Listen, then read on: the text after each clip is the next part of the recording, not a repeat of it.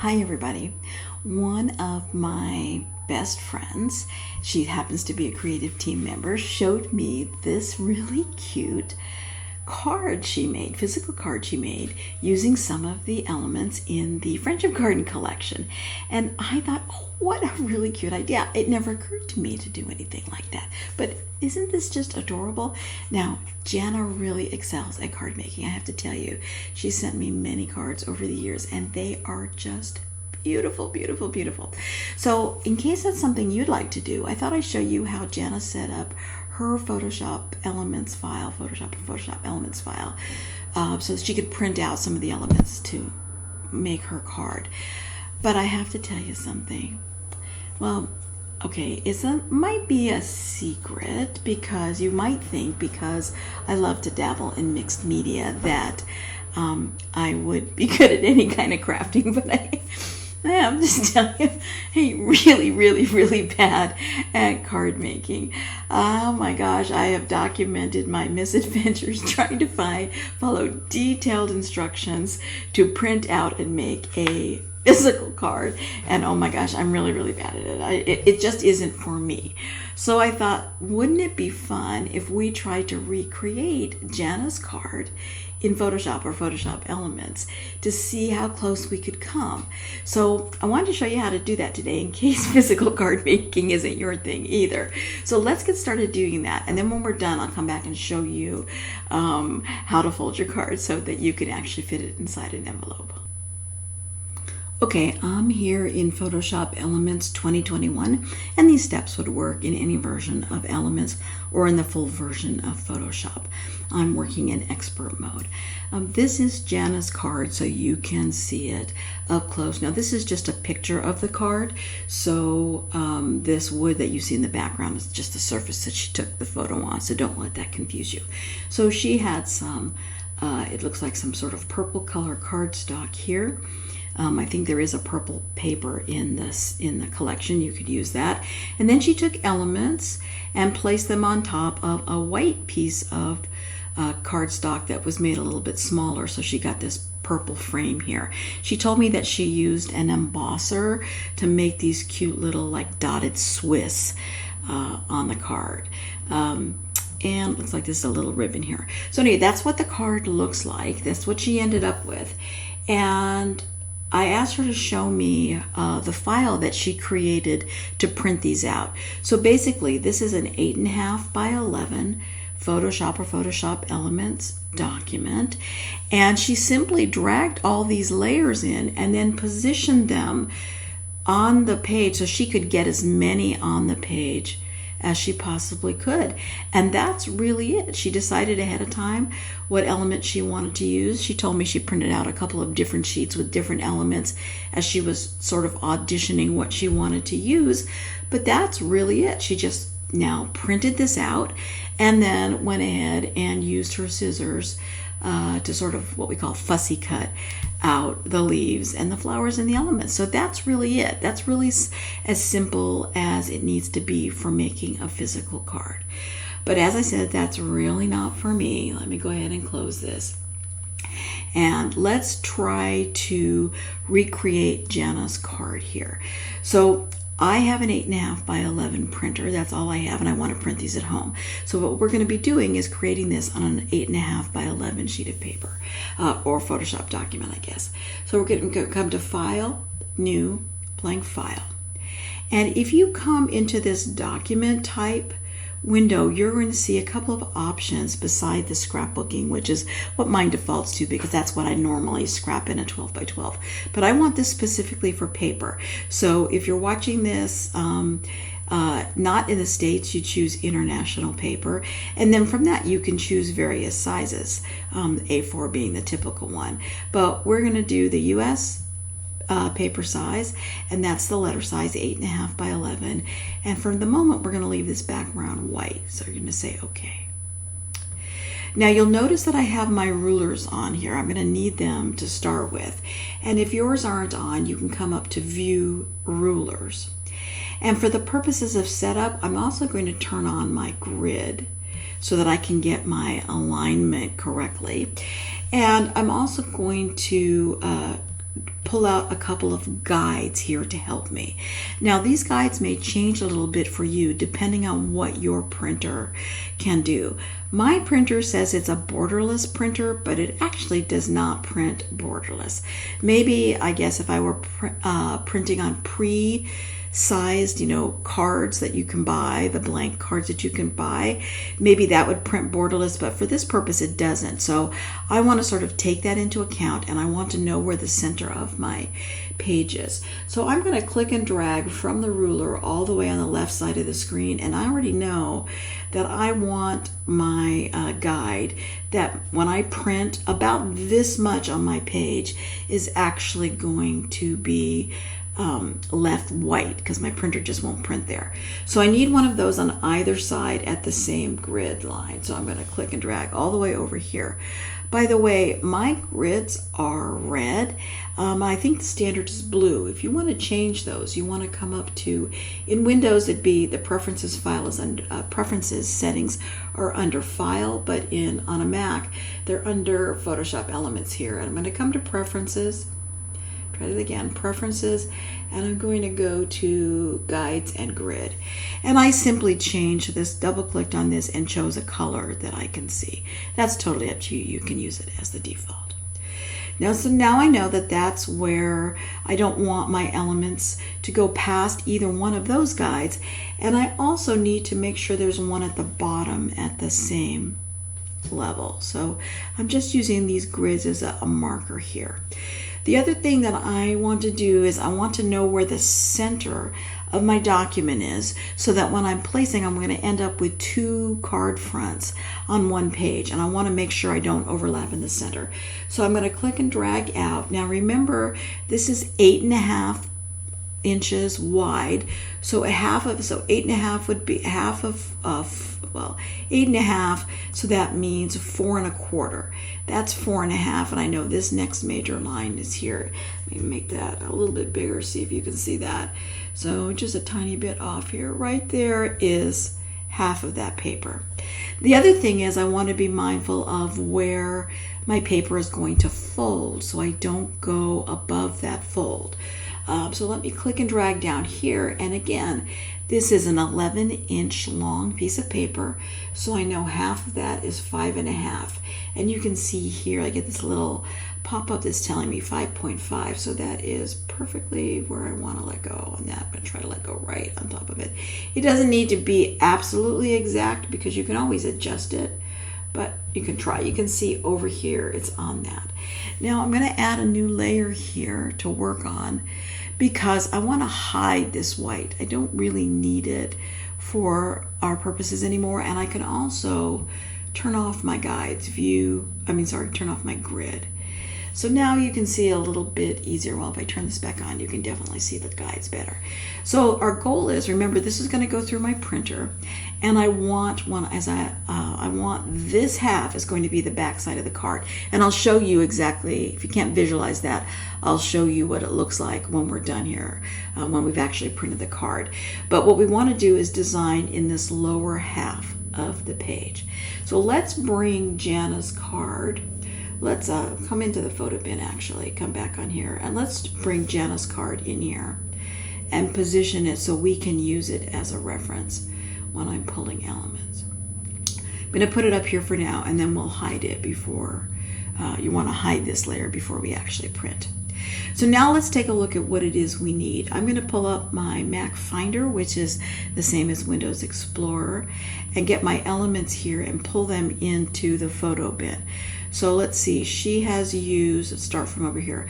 She's used the orange, the purple, and the black, and this green branch. So let's do the black and the, black and the orange and the purple and the green. I'm holding down the command key, which is equal to control key in Windows to select those. She's got this butterfly, which I think is this butterfly right here. So I'm going to hold the command key down again to select that, or control. Then she's got this sticker and this sticker. So let's look for the purple flower sticker. It's this one here, holding down the control key again, and then this one here. And she's also used this Good Friends label here. Now, this looks like she used a ribbon of some sort. I don't have that in the kit, so we'll fudge that and create that digitally. So let's just go and find that. Good Friends is right here. Again, I held down the Command or Control key. Now I'm just going to click and drag them onto my document. It doesn't actually load them into the document, it's loading them into the photo bin, as you can see here. So let's activate our document. First, we want to create this purple shape that's going to look like our cardstock. So to do that, I'm going to get my shape tool that's here. It's the custom shape tool, and you may see this star here over in the toolbar. Custom, the rectangular marquee, the rectangle shape tool, easy for me to say, huh, is nested below the custom shape tool. So we want the rectangular shape. We want to make sure that it says unconstrained here so that we can draw freely, and you don't want either of these boxes from center or snap to be selected. Now I want to sort of mimic what she's done here, so I'm going to click on the color box and let's see if there's a purple that comes close. This purple sort of comes close. If you don't find a color that you want, you can click on the little color wheel here and then actually choose the purple that she used, which is right here. So that's now set as my foreground color. And what I'm going to do is click and drag out my rectangle. I don't want it to go all the way to the edge of my guide, because remember, those are going to be everything on the left side of this guide will probably be cut off by my printer, and this is my center cut line, so I don't want that. Let me draw that again though so you can see what I'm doing. I'm going to click and drag from the upper corner and click and drag out so I have approximately the shape I want. Now this doesn't have to be exact, it's just about how much margin you want to leave showing up, because what we're doing is creating the purple cardstock, so there's going to be a little white border around it on the outside. Now if you need to change position, if you didn't get this exactly where you wanted to, I've not let go of my mouse yet. I'm going to hold down the space bar, and see how that lets me reposition my shape without having to redraw it. So I'm going to get it to right about here. I'm not going to be too picky about it, and maybe a little bit smaller, and then I'm going to let go. Now I'm going to zoom out here because I want to make sure I could actually, my guide is here, so I can actually make this shape a little bit longer. So to do that, I'm going to click on it, and then I'm going to hold down my shift key, and in this center arrow, I'm going to drag this down just a touch down here. Notice that did not change the shape of my rectangle. So now I've got my purple cardstock. Now I need a white piece of cardstock that's slightly smaller inside of this one on top. Now here's a little, let's turn off this background like I did before too. Now a little tip when you are drawing multiple shapes, if I try to draw another rectangular shape on here and change the color, Elements is going to think I actually want to change the color of this shape, and I don't want to do that. So the way I get around that is to add a new layer, and now come back to my rectangular shape, and this time clicking on the color picker here, I'm going to choose white.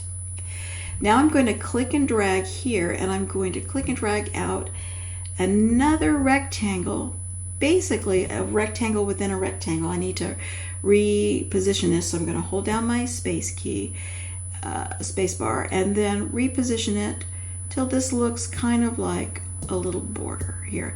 Again, I'm not going to be too picky about this. It doesn't have to be perfect. If it was handmade, it probably wouldn't be perfect at all. So there you see, I now have my white cardstock, and I actually can switch to my move tool, and I'm going to use my space bar and nudge that over just a teeny tiny little bit. So now we have our background cardstock paper and our white paper. So now it's time to actually start pulling in elements. Let's go to our photo bin, and I try to start with the elements.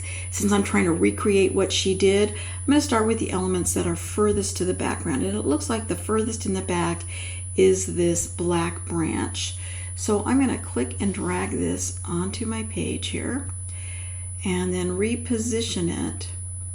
Now you can see it's quite a bit bigger. I need to angle it. So Control T or Command T and position it if I'm trying to copy her. Again, I'm not going to try to be exact, but I just wanted to sort of see how close we could come. So that's about the shape and size of hers, and I'm just going to pull this down and put it here. Obviously, we can always change this. Now, looks like that the orange branch is next. So in the photo bin, I'm going to pull back the orange one, and again, I'm going to position it. Oops, it came in below. See, I saw it there, now I can't see it. You have to be careful when you're dragging elements in from the photo bin. It doesn't always put them where you want to be. So I need to click and drag it up here so we can see it. Now that I've got that, she has it slightly overlapping the border, so let's do that. And again, it's a little bit big, or so Control or Command T, grab the transform handles. It's jumping around a lot. That seems to be a new feature in Photoshop Elements. Okay, let's leave this one right here for now. And I also need to bring in the purple one, so back to the photo bin. Drag this in. See, this time up in my layers panel, I'm on the orange branch, and maybe that's the secret, is if I drag it here. Yeah, that kind of helped, right? Didn't put it on top of the orange, but it did bring it in closer to where I want it. So now, once again, I can see if I move this up here that she tilted it, so I'm going to tilt it this way, about like that. And it does need to be a little bit smaller also. So the corner diagonal handle here, and then let's see, sort of getting close here. Now I see that her butterfly is below the purple flower. Let's see what happens if we click on the purple flower here. Hold your breath, folks. Oops, sorry, didn't mean to do that. I wanted to come down to the photo bin and grab the butterfly and see what happens if we try to drag that here. Oh, well, it put it right on top this time, but close enough. So once again, she has a tiny bit overlapping here, so let's do that. And now I'll move it below the purple branch. Hers is a little bit bigger, so click and drag like this. And I think maybe my purple branch could be just a touch smaller, so select that. And where's those transform handles? I'm going to zoom in here. Transform handles, and click and drag and make this just a touch smaller. Okay, so far so good. Now she's brought in the green branch on top of the purple one and the orange one, and maybe even the orange one. I know I'm getting fiddly. I said I wasn't going to be exact, and here I am fiddling, but let's put that behind. No, I think it was right where it was before. Okay, now we're going to bring in the green back to the photo bin. I'm going to click and drag this one, and you're going to notice a couple of things about this. Her leaf has a white border on it, and this one does not, and that's because she cut it out. She left the white border around it. And the other thing you notice is this is actually bending the opposite way. Now, if you're in the full version of Photoshop, there's an Edit, Transform, Flip, Horizontal. But Photoshop Elements doesn't have that. So let me move this into position again. It came in the wrong place. Move it up higher. Let's move this into position about where we want it. And here's the trick to flip horizontal. I'm going to flip, maybe zoom in here so you can see this a little bit better. I'm going to Control T and grab this side transform control, and you see how the arrows are pointing to the left and right. I'm going to click down, hold my mouse down, and then I'm going to click and drag all the way to the other side and then let go. And now you see that had the effect of flipping it. Technically you're not really flipping, you're flipping it, but it's a little bit different, but it's the workaround for Photoshop Elements. So let's see, how did she have this placed? She had it, I almost got it right. I think maybe a little bit smaller. And right about here will be good enough for our purposes. But you see that she has the white stroke around it. So let's go ahead and recreate that white stroke. I'm going to come up to Layer, Style, Style Settings, and I'm going to choose a stroke. I want the color of my stroke here to be white. And then it's going to be on the outside, and I'm just going to keep dragging this until I see enough of a white border. Oh, way too much. 32 was way too much. Let's come down to, I like that. This ended up being 9. I'm going to say okay. Now I want to attach that outline permanently. I want to make sure that that layer style is permanently attached to this because we're going to add a shadow later.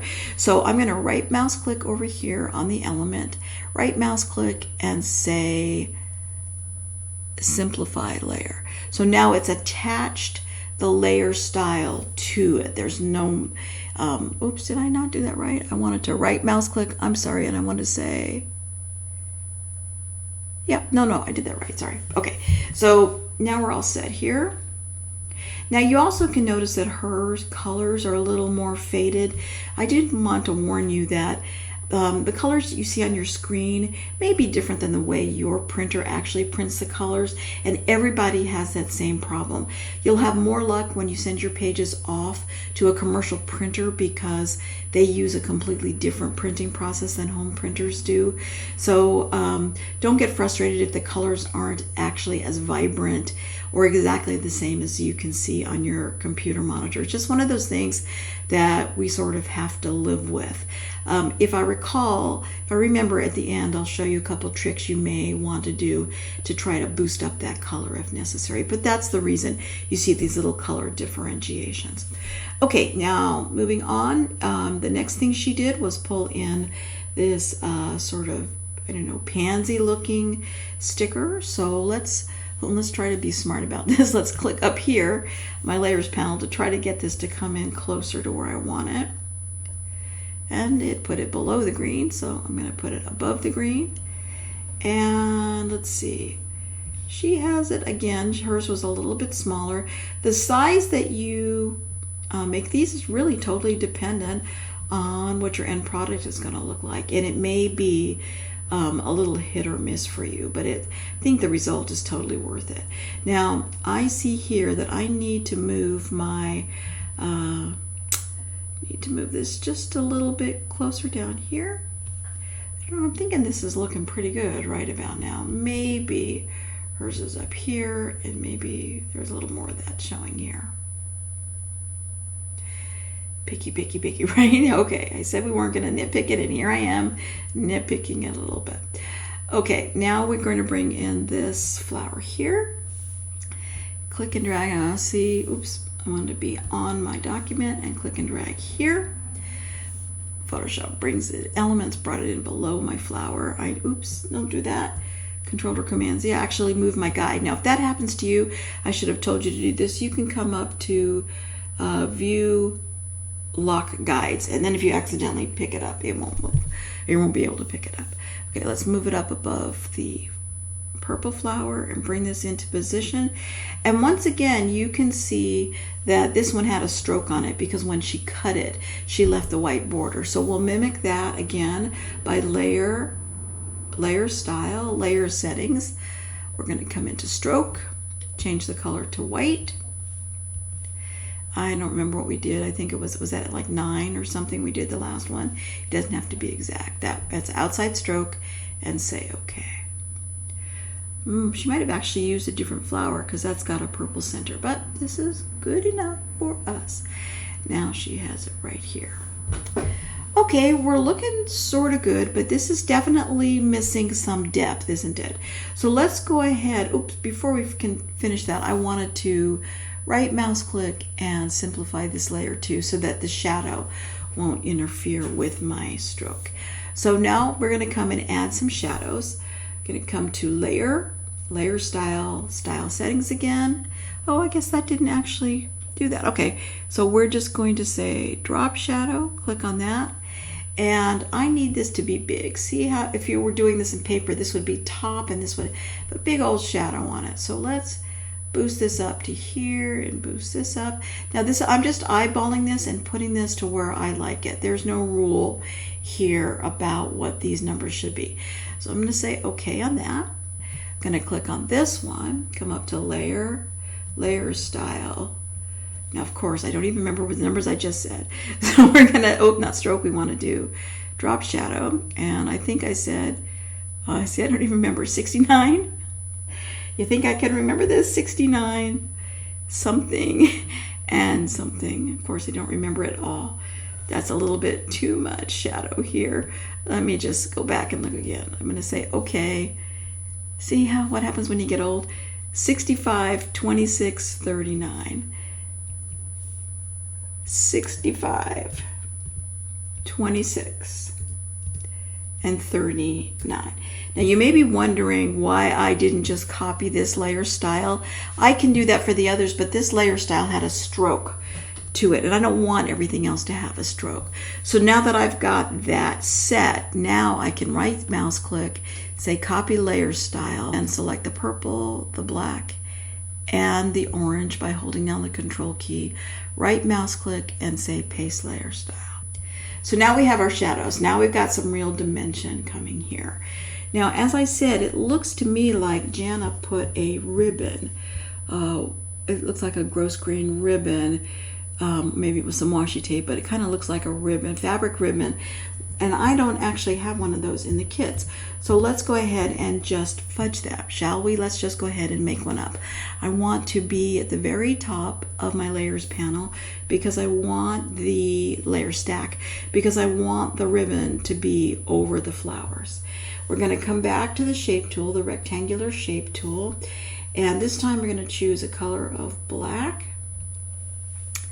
And now I'm going to, let's zoom in here. Get real close, zoom in, and I want it to run from the band, the purple, all the way over to the other side. So we'll just sort of eyeball this and do something similar to what she did, because we can always move it. Click and drag, and there I've got my black. Let's see how we did. That is pretty darn close, I think. Let's move it. If you wanted to resize this now, say you wanted to make it a little narrower, I have to use this handle in the center, and I have to hold down the shift key and drag it down to make this a little bit narrower. That looks good, and then commit that change. Now she's got this Good Friends label on top of there, and so let's click and drag that and bring that in. Obviously it's way too big. So, and I need it to be on top of my ribbon. So Control or Command T to resize this. And then I'm going to make this much smaller. I'm dragging from a corner handle till I get this one. And I'll place it right about here. Now to make sure that it is in the center of my black ribbon, I'm going to select that label and then hold down the Shift key and also select my shape, my black shape. Get the Move tool, and then when you've got the Move tool down in the options bar, we're going to say align this in the middle. So it wasn't quite aligned, and now it is. Now I don't have that kind of ribbon, as I said. So let's fudge it, and let's just kind of go off and do our own thing on here. I'm going to click on the ribbon layer, the shape layer, and I'm going to add a blank layer on top of that. I'm going to come over to my brush tool, and from the brush picker, in my default brushes, I'm going to choose a hard round brush. I've got this 19 pixel brush selected. I want to make sure my foreground color chip is white. So if it's not, you can press the D key on your keyboard. That will reset the colors to black and white, and then press the X key on the keyboard to swap the positions so that white is in the foreground, as you see here. Now I am going to sort of pretend like I'm making little dots here. Let me zoom in really close for you so you can follow along. I'm going to do this brushwork, as I said, on a new layer, and I'm going to come into, let me just check my settings here, make sure my tablet is not affecting things here. If you're not using a tablet, you don't need to worry about that, but I want to make sure that didn't impact anything. I'm going to come into my brush settings, and I'm going to make the spacing really, really, really super big. And as I do that, notice what happens over here in the brush picker. You can see it's starting to space apart these dots. So I'm going to go really, really big. I mean really big. I'm going to make this like close to 500. Let's see how this works. So I'm going to do that, close this box, and now I said my foreground color is white. I think that is too big. I can see that circle's going to be, see that? Where that brush is, that's going to be too big. I'm going to use my left bracket key and make that a little smaller. I'm going to click once on the edge. I'm going to hold down the shift key and get closer to the label and click again. And that has drawn a straight line of my dots. Now this time I'm going to come in between. I don't know if you can see this yet. I'm going to come in between this one, click down, and then hold the shift key and click here. So it sort of didn't exactly come in straight, but that's okay because, you know, this is real. It might not work that way anyway. Click again here and then here. So really what I was just trying to do is create a funky little pattern of these on this ribbon. And I'm going to do the same thing over here on the side. Click once about here and then hold down the shift key and click at the end of the ribbon. Now click in between them and then hold down the shift key and then about here and hold down the shift key. Now if I zoom back out, you can see we've done a pretty darn good job of mimicking Jana's card. What do you think about that? So that's where we are right now. We have one set of these, and since we're going to be printing, we might as well print two, right? Because we're just going to cut this right down the center. So let me show you what I would do here. I'm going to select all of these layers and make a group from them. So click on the topmost layer, which is the Friends label, and then all the way down to the bottom, including up to the purple shape in the background, and then come to layer, group layers, Control or Command G. Now I'm going to double click on this layer, the group name, and change this to say that is the left side, so I don't forget what I'm doing. And now I'm going to come up and say layer, is it layer? I want layer duplicate group. And in this box, I'm going to say right and say okay.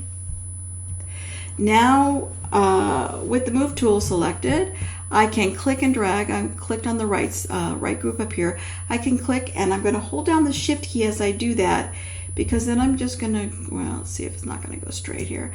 I want to try to keep those aligned. And if I use the shift key, when I drag, it's going to keep those aligned. Hello, where'd you go? Come back. Oh, I think I let go. It just put it back on top of itself. I let go too soon. Let's try this again. There it is. I let go and it jumped back on top of itself. Oh, elements, don't give me a headache today. Okay, now I'm going to let go. And now you can sort of move it or nudge it into position if you need to with your keys, with your arrow keys. These do not seem to be aligned at the top, so let's try this. I'm going to click on the left group and then hold down the shift key and click on the right group. You can see in the panel here that they're both selected. And then over in the move tool again, I'm going to say align top and see what that does. Yeah, and put them together. Okay, now I can hide Jana's image because we're all set to print. Now, if you're printing right from here, remember you don't need to have a white background because that's just going to try to put white ink on top of your white paper. If you're printing on white paper, there's no reason to print the white background.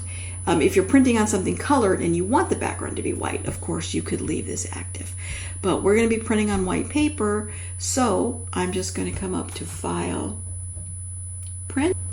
Now, if after you print the colors aren't quite as bright or vivid as you may want them to be, you could come back and try to play with this a little bit. Before we do that, I would suggest that you save your file as a PSD so that you always have that to come back to.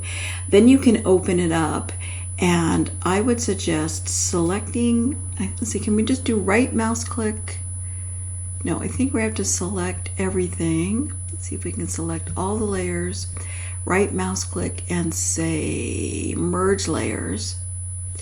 So we're actually working with a flattened version. Now remember, we've got our PSD saved. So before we continue, let's save this again, and this time let's save it and give us a JPEG name, because we don't want to accidentally overwrite our PSD, right? So just Command choose JPEG and then give it a name that you know is associated with that PSD file. Now once we have that, now we can start to play a little bit. So there's a couple of things that you can do. You can add an adjustment layer. That's this circle here, half circle black and white. And we can try adding a brightness and contrast adjustment layer. And you can adjust these. Watch what's going to happen here. You can see as I am making these adjustments to these sliders. See how it's sort of changing the darks and the lights? That may not be exactly what you want to do, but it's something to try. So that's an option. Let me delete that one. And let's try this one, which is a hue saturation adjustment layer. And what you could do, let's move it here so you can see it, is you could play, you don't want to touch the hue because that's going to change the colors, so we don't want to do that. But you might want to change the saturation. And if you watch your screen, these adjustments are going to depend on the results you're getting on your printer, right? So if the colors are too dull, you could try changing the saturation. If I go all the way here, see how I'm taking the color out and I'm going to black and white? But if you come back in here, you can see I'm saturating these colors.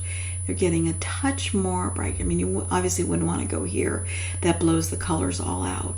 But you might find that between using this and a combination of maybe this lighter, see as I move this lightness to the left, see how the white's going gray? You probably don't want that, but you may be able to adjust that a little bit to get the colors closer to where you want to be. So I hope that helps you with some tips on how to adjust the color if you need to do that.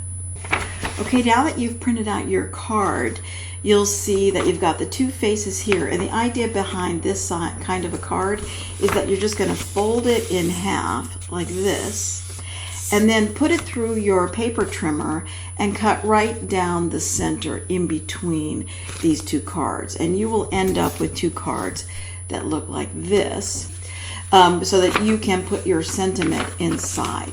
And then these cards will fit inside what's called an A2 envelope. I found a whole bunch of them on Amazon, and I think you can probably find them in a drugstore or maybe a stationery store if there are such things. But anyway, I hope you enjoyed this, and if you do make some cards, please be sure and give us a, either leave a comment or go ahead and post it over in my O Scraps Designer Gallery, because I'd really love to see what you can come up with. Thanks for watching.